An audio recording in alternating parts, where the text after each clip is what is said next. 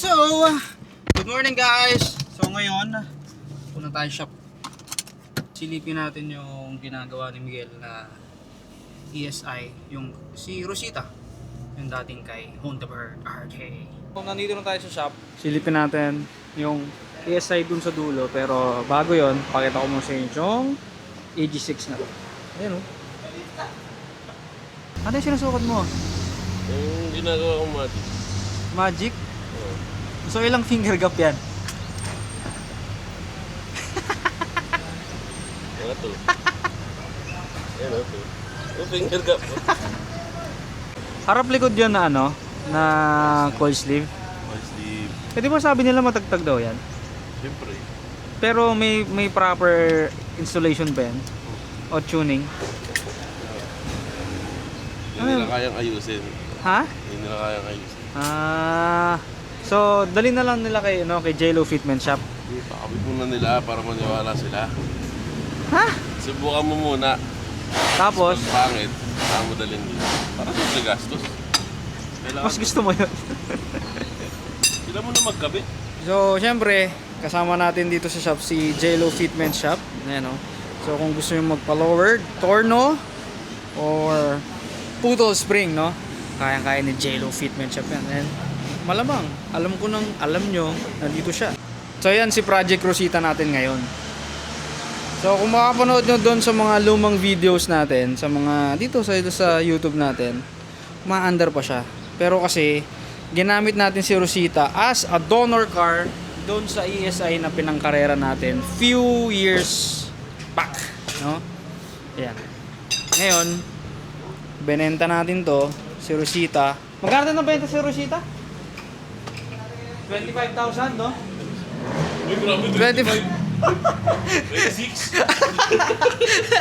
So yan, nabenta natin si Rosita ng 26,000 lang kasi si John Lou yung isang kumahoy dito eh.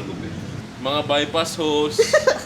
Tapos recently yung sa yung hose ng hydrovac. Yan. Nilagay mo sa kotse mo. Ganda na Honda eh. Pag Honda mga tropa mo, May mga donor car. nadonor ka kahit hindi. Eh di ba pati suspension kinuha mo rin? Oo. Bawal mag-park dito eh. Nakakuyang ka eh.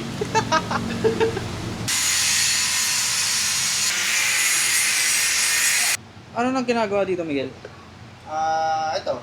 Headworks. Headworks. Yeah. Dahil, Ito yung gagawing EFI na kasi siya eh. Tinanggal na yung carb na head. Ayun.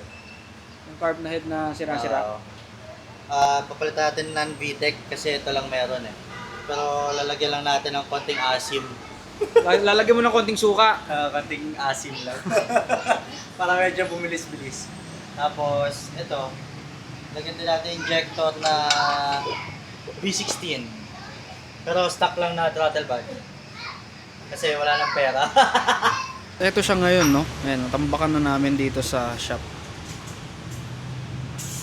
So, meron pang miming. Meow, meow. Tingnan natin loob.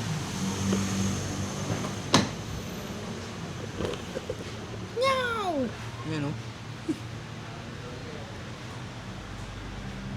Harness! Ayun. Umorder na ng OBD1 na harness. Tsaka ECU na programmable. Inaantay na lang. Tapos, IACB tsaka distributor. Na PO8. PO8. Yan, tas to. Yun nga, konting asim lang. Konti lang, non-VTEC naman eh. So, dun sa body, wala tayong gagawin dun, no? Wala, ano lang, linis lang yan. Kasi sabi ni KRG, bagong pintura yan. Ano Oo. lang, linis, tas buffing, detailing lang. Teka lang, sino si Archie? Si Honda Nerd. Kasi dating sa kanya to, Ito si yung Rosita. Si Rosita. Yung dating Manila. umaandar. Dating carb. Dating carb, gagawin mong EFI. EFI.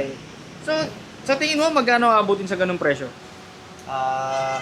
Since sa akin, siguro mga 30 pataas or around 30 Piyasa lang yun. pyesa Eh, yung labor, sa tingin mo magkano abutin pag sa atin pinagawa yung labor na yun? pag sa atin. Let's say 50. Kasi pag si Chino nagpresyo, 50 agad yan eh, no? Mga 50. Oh, Lego tama dun eh, no? Ito kasi ano lang eh. DIY eh. DIY mo lang to. Destroy it yourself. So pagka sumabog, patay. Patay. At least atipid. Hindi, nagtanong-tanong naman na ako eh. Sa ibang mekaniko. Ah, Goods naman daw, tsaka safe. Tapos high compression. Yan. Tapos ito, no? ang dami mo namang sasakyan na puro project car. Pangalan to, pangalawa na to Hindi eh. kaya brand new eh. Sabagay. Hindi, ano na rin to. Tulong ko na sa kapatid ko para at the same time, maalis na to dito. Para dito na ICU ng shop. ICU? Lahat ng tatanggalan dito. Lahat ng may ano, implant, lahat ng palit. Dito. So ako yun. Ikaw na yung sunod. Ikaw yung susunod. Susunod dyan. Yung Nishimoto na LXI. Nararamdaman ko na eh. Anong nararamdaman mo sa kotse mo? I-park mo na muna sa Mag-1 Merida. month na siyang umaandar na gas and go eh. So, Oh. meron Ah, So kinakabahan ka kasi Wala nang okay kabili siya. eh. Di pwedeng ganun. So, akay mo lang ganun? Dapat may Hindi, abalya. luma na yan eh. Pinto lang yan nasisira eh. Ayaw mo nun, hindi mechanical. Hindi gusto ko, sa Marina masisira, hindi sa Malayo. Dito ka na masira, tol. Wala eh. Pero, di natapos ko dun. Kailan mo tatapos to? Hopefully, this November. This November, yun yung target date natin. Para kung mabilis, edi takbo natin ng ano, panic tsaka motul. Wow, hahabol tayo. Eh, ikaw? This November. This. This November. So yun na. Abangan natin yung pagtatapos nitong ESI ni Rosita. Si Rosita. No? Para mapapanood nyo to sa Panic Sagad, sa Drag 2, tsaka sa Motul. Pag-start, tapos agad. Oh, yan. Gagawin natin 10 second car yan. 10 second car? Bakit? 10 seconds bago we start.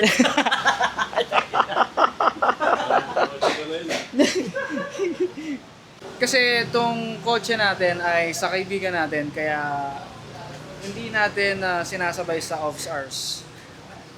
Magagalit si Chino. So pag walang customer, doon lang natin siya nagagawa.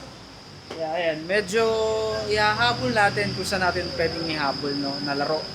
Kaya, napangan natin to. So singit ko na yung mga customers natin dito. Ayan, meron tayong EG ulit na inayos ang nilinis yung throttle body and IACV plus yung aircon, no? Suki na namin to eh. Kakaalis lang sa shop nito nung last week. Bumalik siya ulit.